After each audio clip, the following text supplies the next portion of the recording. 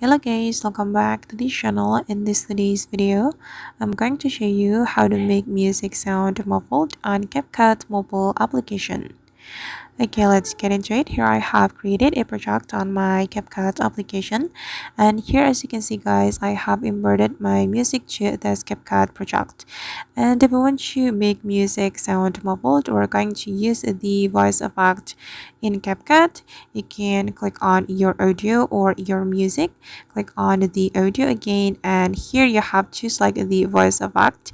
And to make the music sound muffled, I'm going to show you what kind of voice effect we can apply.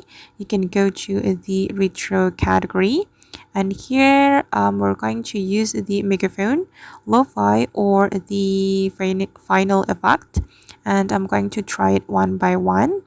This is for the microphone, lo-fi, and the last one is final.